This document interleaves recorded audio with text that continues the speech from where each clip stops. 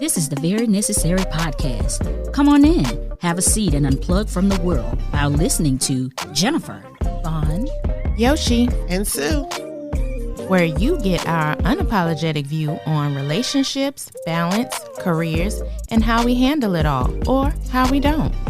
This podcast is like a box of chocolates. You never know what you're going to get.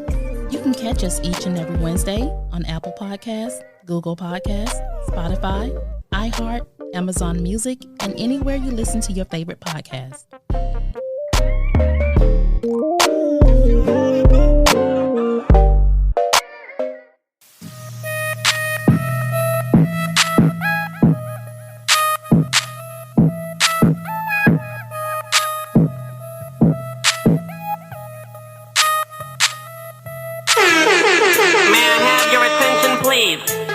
Welcome back to another episode of Carolina Sports Talk. It's your man, Big Cliff. Thank you for tuning in today. As always, you can check us out on Apple Podcasts or wherever podcasts are available. Make sure you hit us up on the Carolina Sports Talk line, Cliff at carolinasportstalk.net, or you can hit me up on Instagram at Carolina Sports Talk. I hope you guys missed me because I missed y'all as always. It's new episode Wednesday. We got a lot to jump into, so let's go ahead and get it started. We're going to start off with a little bit of basketball today. We're talking about basketball. The Brooklyn Nets are real life directly in before our eyes trying to win themselves a championship. In case you missed it, just before the trade deadline last Thursday, they were able to acquire LaMarcus Aldridge, the center forward. They have already this season made the acquisitions of Mr. Blake Griffin and one Mr. James Harden. So currently their roster looks a little something like this. You got LaMarcus Aldridge. You got the Bruce Brown, Spencer Dinwiddie. You've got Kevin Durant. You have got Jeff Green. You got, as I mentioned, Blake Griffin. You got James Harden, Joe Harris. You got Kyrie Irving. You got DeAndre Jordan. They got Jackie Moon, Billy Hoyle, Air Bud, Jesus Shuttlesworth. I'm talking about they trying to get everybody to beat LeBron James and the Los Angeles Lakers. Now, I'm all for, do what you got to do to get out there and get your ring. Like, I'm all for that. I'm a guy who believes in, I'm a win. Like some people say, I want to go through the best and beat the best. And that's cool. And I respect that. But if the best don't make it, guess what? I'm going to win. That's just my mentality. That's how I rock with it. That's how I'm going to believe. But these boys say, guess what? We can go through the best or we can just get everybody and become the best. If it wasn't bad enough that they've made all the trades and the acquisitions that they've made, they were also trying to initiate a trade with the Golden State Warriors to exchange Kelly Oubre for Spencer Dinwiddie. Now, I understand, okay, Kelly, is doing his thing out in Golden State, but you take and add him into that team. It's like, really? The rich just keep getting richer. Now, I heard one commentator mention competitive balance. I'm all for the super teams. When the Lakers were down, I'm not going to lie, I watched the Golden State Warriors. I was not going to say I was a fan of the Warriors, but again, I watched them. I like watching good ball. I like watching dominance, and the Warriors were definitely that. But this has a different feel to it. Something about this absolutely screams, I don't care what them boys doing, we gonna win. Something about this doesn't seem like they're trying to assemble a team. It just really gives me Lakers vibes from when we had, when we went and had the glove to come and had the mailman to join in. It was like, it just gave me those vibes. And we saw how that worked out. And I understand a lot of these guys aren't the players that they used to be. I saw up and down Facebook the arguments about, Blake Griffin is washed. LaMarcus Aldridge is old. He's not the same player he once was. If you take a fraction of the talent that these men possess, if they're 10% of what they used to be, and then you amplify that by putting them on a team with Kevin Durant, with James Harden, with Kyrie Irving, with DeAndre Jordan, with the shooting ability of Spencer Dinwiddie, with the lockdown defense of Bruce Brown. Like, I don't care if these guys are literally the Humpty Dumpty fell off a wall, broke up, put back together pieces, and pieces was missing shells of themselves. They are still going to be quality players for the Brooklyn Nets. It's just that just is what's going to happen.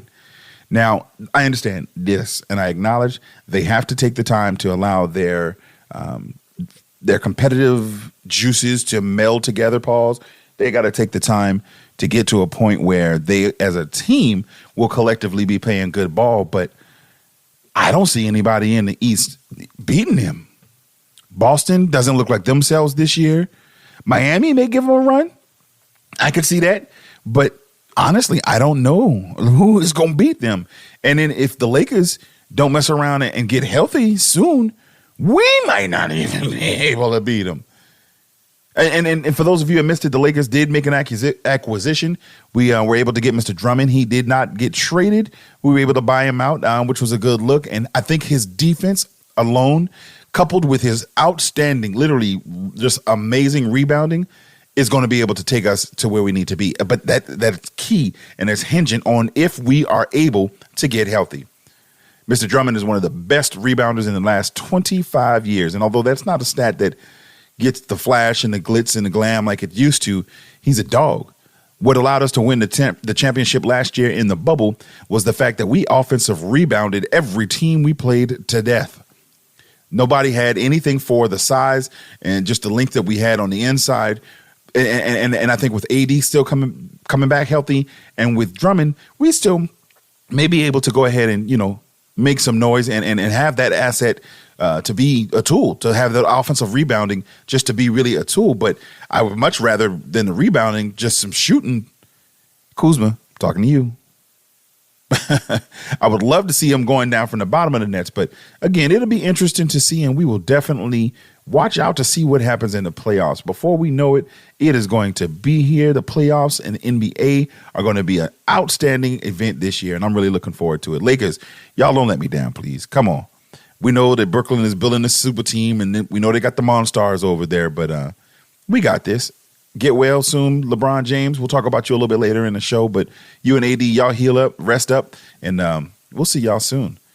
So we're going to jump from the NBA to the NFL. In less than 1 month, we will hear this sound. That's right. It is almost time for the NFL draft, April 29th. Whoo! Since our last show this weekend, y'all, there was some noise being made in the NFL. Teams were trading in and out of the top 10 like they were switching T-shirts and jackets out on the playground. I'm trying to tell you about it at the top. Miami traded the number 3 overall pick to the San Francisco 49ers. In return, they received the number 12 pick, a 2022 first-round pick, a 2022 third-round pick, and a 2023 first-round pick. And if that wasn't enough, if they were like, okay, I think we've done a little bit today, let's go ahead and relax. Nope. Miami also traded the number 12 pick, their fourth round pick at 123, and their 2022 first round pick to Philadelphia to trade back into the top 10, but this time to the number 6 overall pick. They also received a 5th round pick, number 156. This trade, the first one with the 49ers, said a lot to me. From the Miami side, it says that they are absolutely all in on Tua Tagovailoa. They felt like, okay, hey, there's no need for us to stay up here. We can get value. Yes, they've got multiple first-round picks already, and yes, they had a lot to do in the second rounds and all of these other picks, but they say, you know what? We're going to get as many picks as we can and put as many valuable players around our quarterback because he is our guy. I know a lot of folks were saying, oh, well, they benched him last season and they didn't give him the burn and they weren't sure on him. He was not fully healthy. The injury that he sustained was the same one that ended Bo Jackson's career. And so for that young man to take that time off and to have recovered and play at the level that he did last year in the league was highly impressive. I ain't got no qualms with the Dolphins. I mean, I know some of their fans are like probably 70 and 80. No offense to, Dolphin fans out there. But again, they've just not had that relevance. We've seen them have a quarterback in Ryan Tannehill and mismanage him. Now, that's an Adam Gase thing, and he's doing his thing up in or has done his thing up in New York with their quarterback, but another story for another show. But for them to have had that quarterback and not fully realize his potential and get rid of him prior to really devoting that time necessary is a mistake that I think they learned from. And so this move to trade down from the number 3 pick, in this instance to the number 12 overall, really seems like they're committed to Tua and really willing to give him a chance to grow, to develop, and to be the franchise quarterback that they can believe him to be. Now, the second move that they made, trading that number 12 pick down to Philadelphia to get back into the top 10, simply signals to me that they saw something in one of those wide receivers that they are going to go after. It's either, and here's my guess, because, Sportstradamus will put his hat on and let you guys know what I think and kind of make my predictions. That's the reason that I'm the host, my prerogative. But I honestly believe that they will either get Jalen Waddle or they are going to take the tight end out of Florida, Mr. Kyle Pitts. They need wide receivers for him to be able to catch the ball or throw the ball to. Now, again, some may say, them signing Will Fuller really eliminated the need for one of the big receivers or the tight end. But really, how many playmakers can you have before you're really satisfied? I think both Kansas City and Tampa Bay being in the Super Bowl littered on the offensive side with offensive talent does not just go over lightly with a lot of these teams. They realize that you have to have not just a great number one and then a supporting cast in wide receivers. You need dynamic receivers up and down the field. They also realize that you need a dynamic running back.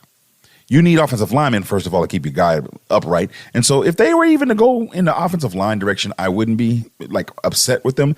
But I highly believe that they are going for either the wide receiver, Jalen Waddle, or Mr. Kyle Pitts. So we will keep an eye on that and see if Sportstradamus has delivered yet another sports gem ahead of its time for you guys.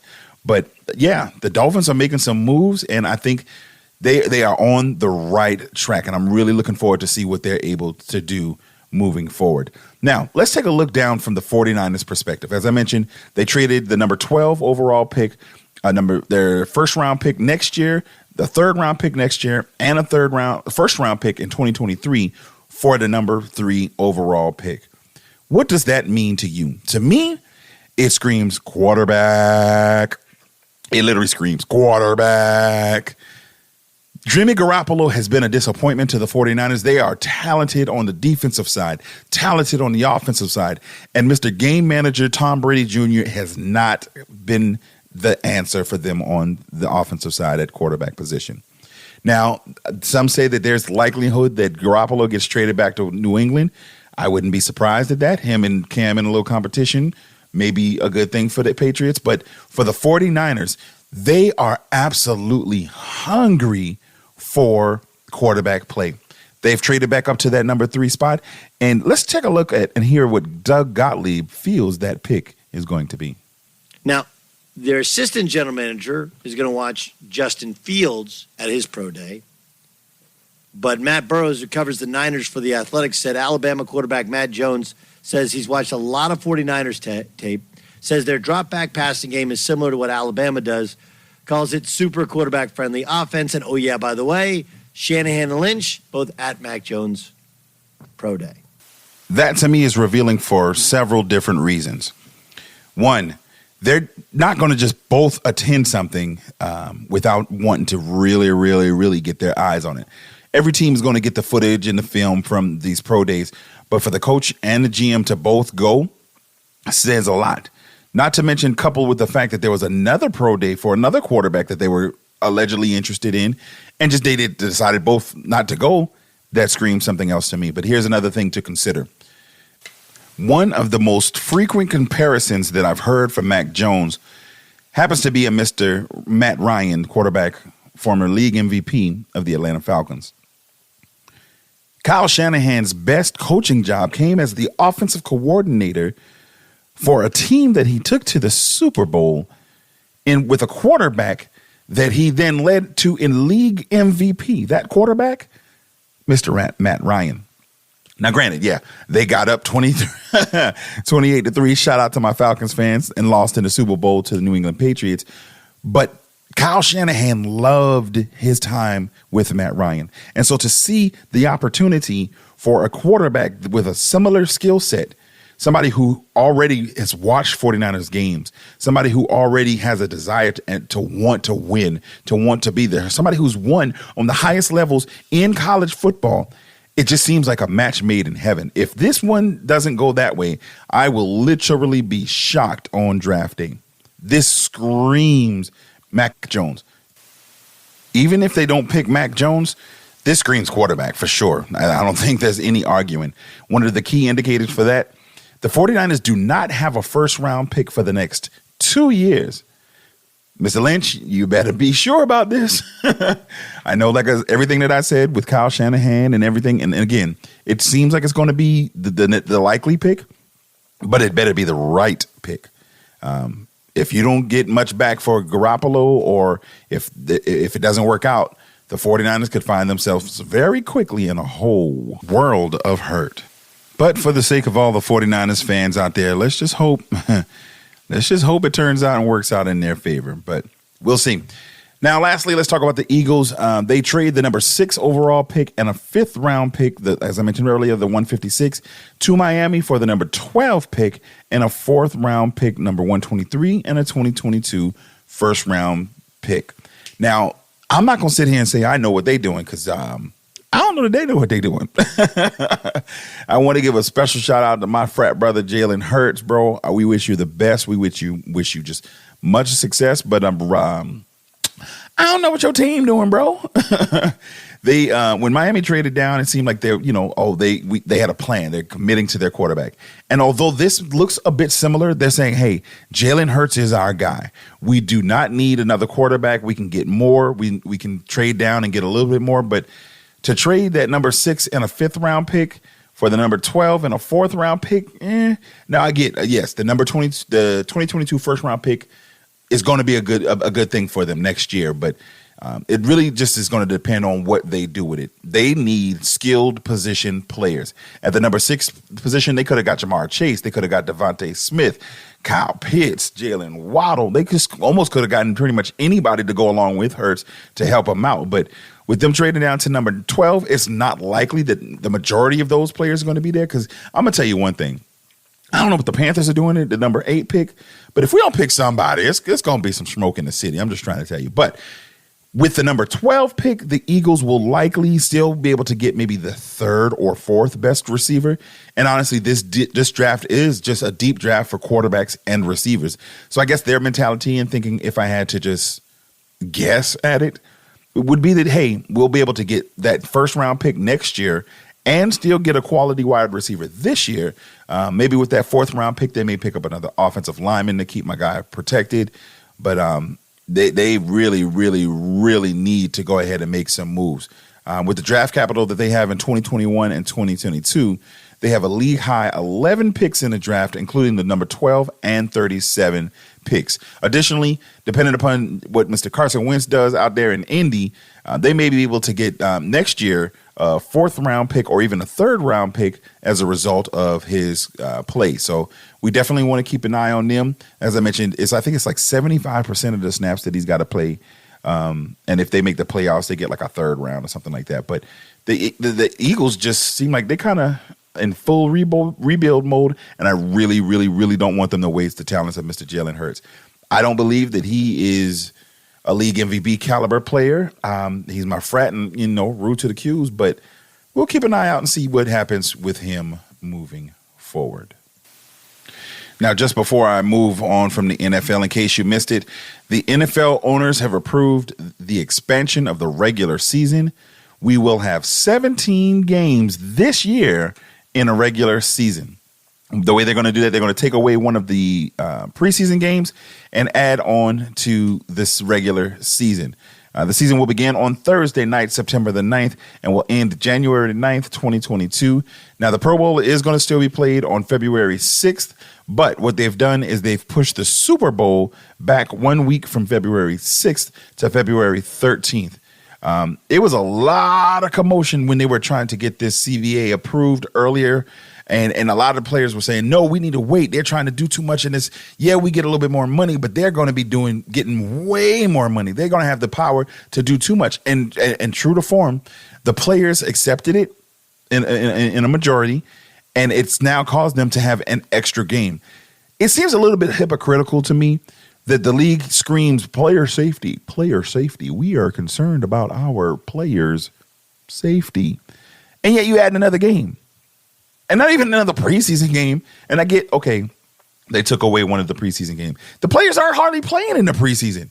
I think this past year without a preseason proved by how many players were just not in shape, the poor quality of ball at the beginning of the season, that the preseason is a necessity. They, much like many of us, are creatures of habit. We're used to doing certain things certain ways. And so these NFL players are used to having those 4 games to kind of warm up, get their bodies in shape, because there's only so much hitting you're going to do in training camp. There's only so much that you're going to do in practices. And after a certain point, you just get tired of hitting your own guys. You want to go hit some other colors and put some hats on numbers with a different team. And so the preseason is an essential part of the development for the league and for the season. So to take away from that, to then extend the season, to put more miles, more wear, more tear on the players' bodies, seems like it's not going to be a good look and could really potentially have some long-lasting effects. So we'll see how it works, but there are already players who coming out. Mr. Alvin Kamara was not here for it. If you want to see what he said, I'm not going to put it on my air because, we're a nice family show, but bro was not happy with it. You can check him out on Twitter, but he had some choice language with a 2 or 3 word message that was littered with, color. But the league says what we are actually doing is following the data and following the science to make sure that we are doing things both from a health and safety standpoint, as well as seeking to get better in every way. Bro, y'all trying to get y'all pockets better. Y'all trying to get that shmoney better. I'm not upset. The additional game for the Carolina Panthers means a trip down to Reliance Stadium and the Houston Texans. Now, I don't know about nobody else. I'm still holding on hope that my guy, Deshaun Watson, is going to be a Carolina Panther. Can you imagine that in week 18, the 17th game of our season, the return of Deshaun Watson to Houston? It'll be a good look. So I'm definitely interested in seeing it. Now, they said the full 2021 schedule will be released a little bit later in the spring. But, yeah, like I said, Alvin Kamara was not here for it. Green Bay Packers safety and Adrian Amos also tweeted, "We really let this happen." Yeah, listen, the players' salaries aren't going to be changed. It just spreads an extra week over. So basically, in some instances, they're going to be not losing money, but getting less per game in an instance. Additionally, their player benefits will also be altered. With the 17-game option trigger, it changes the offseason procedures, it changes the in-season workouts. And so as a result, they're going to have less access to a lot of the things that they're used to in these facilities that help them keep it. So again, I just don't understand how the NFL can preach and scream player safety, and then put the players in a position to not be as safe and to really just kind of wear themselves out a lot quicker. They can't be upset with nobody. They can't be upset with anyone other than themselves. They put themselves in the position. Now, I will say that this is going to make for a very interesting CBA once this one expires, to see that they listen to some of the players and not others, but to see that perspective when they get there, what they are going to do to correct this, and or if they're going to drag their feet. So don't be surprised if there's another lockout at the conclusion of this CBA, but I'm really, really hoping it's not. Come on, players. Think about your future. Think about the next players. But just before we go, it is mail time. You've got mail. We got a couple of emails coming into the Carolina Sports Talk line today. The first is from a good friend of mine, Miss Sandra Robinson. She says, "Hey, Big Cliff, you did a great job with the Deshaun Watson topic. You handled the victim's perspective well. I appreciate your ability to pivot on your point of view as the number of cases increased. However," because there's always a however, right? "I don't agree that LeBron James should disclose whether he is going to take the COVID vaccine. I see it as a personal health choice, and as such, he should not have to disclose it. At what point should a person's platform stop? What should be deemed personal if you are a celebrity? Before I get ready to answer that question, thank you, Sandra, for listening. You will be receiving your Carolina Sports Talk magnet the next time I see you. Now, again, before I answer her, this next email is actually along the same topic. This one comes from my guy, Be Easy, host of the DJ Blaze Radio Show podcast, one of my fellow Crux Media guys. He says, "What's up, Big Cliff? I wanted to respond to the one listener that wanted LeBron to be vocal about the vaccine. I think the reason he's being quiet is because he either isn't going to get it or isn't sold on it yet. Appreciate the show and keep up the good work." Thank you, Be Easy. You already got your magnet, so you don't get but one. But y'all, Mr. LeBron James and his decisions. Let's go back to Sandra first and start off. He should not have to disclose it. At what point should a person's celebrity platform stop? Their celebrity platform should stop when they decide that they're going to use it. As I mentioned last week, LeBron James has chosen not to disclose whether he and his family will be receiving the vaccine shot. And some may say, yes, that's his prerogative. He's still an individual. He gets an option to be able to be a private citizen. But as I argued last week, I will reiterate and restate today. When you choose to use your platform, you now have an obligation to use said platform. I'm not saying that he should come out and say, yes, I'm going to take it if he's not going to take it. I'm not going to say he should say, no, I'm not going to take it if he's going to take it. Don't lie. But he has the obligation to use it, whether it be to say, well, I'm going to take the shot because I feel like X, Y, Z. Or if he's going to say, well, no, I'm not going to take the shot because of X, Y, Z. There are people's lives who literally are hanging on the decisions that others make. And I'm not saying it's his obligation to be Mr. Fauci and say, have the research and all that. But when people are looking to him and the questions are specifically asked of him, it is his responsibility to answer. I'm not saying whether or not he should feel like he's obligated to answer on behalf of his family or to say, yeah, me and Bronny going to get our shot tomorrow, man. But he does have the obligation to open his mouth and speak one way or the other because it was specifically asked of him and he has chosen this platform. It's not something that was thrust upon him per se, but he had that option and ability early on in his career to just not do it, to not say anything. Or as I mentioned last week, as one commentator or one political analyst said, shut up and dribble. He could have done that, but he chose not to. And so he has that obligation to fulfill that. Now, once he's no longer in the public eye or not playing basketball or whatever his endeavors may be after basketball, then yes, he can become that private citizen. But as long as he is King James and there are millions across the world looking to him for whatever that they may have looked to him. Now, and again, I'm not even one that follows him. I'm not one that feels, if a politician or a celebrity or someone famous says something that, because they said it, I got to go. The whole commercial thing and celebrity endorsements, I don't care. Like, okay, it's cool to hear what you say, to have your opinion. But at the end of the day, me being a man, being a wise man, I am going to seek those decisions for myself. However, there are those who at least will be inspired if he says, yes, I am going to take this vaccine. There'll be those that right now saying, no, I'm not going to take it. I'm going to wait and let everybody else take it, and herd immunity is going to protect me. There are those that if he says he's going to take it, will abandon that line of thinking and say, well, if he's going to do it, I might need to do it. We each in our own way are role models, and we each have a responsibility to mind the words that we say and how they affect others. Again, his obligation isn't to come and be in favor of it or be against it. It's simply to use his platform for the good of the people that he says he loves, for the same reasons that he went and used that same platform for the good of people in other instances. He needs to do so in this one as well. As always, I want to thank you guys for tuning in. Make sure you check us out on Apple Podcasts or wherever you get your podcasts. Hit us up on the Carolina Sports Talk line, cliff@carolinasportstalk.net, or you can find me on Instagram at Carolina Sports Talk. It's your man, Big Cliff. Peace.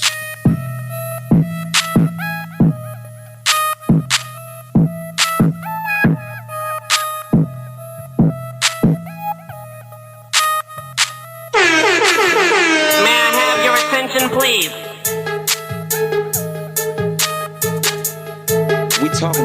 practice. Not a game, not a game, not a game. We talking about practice.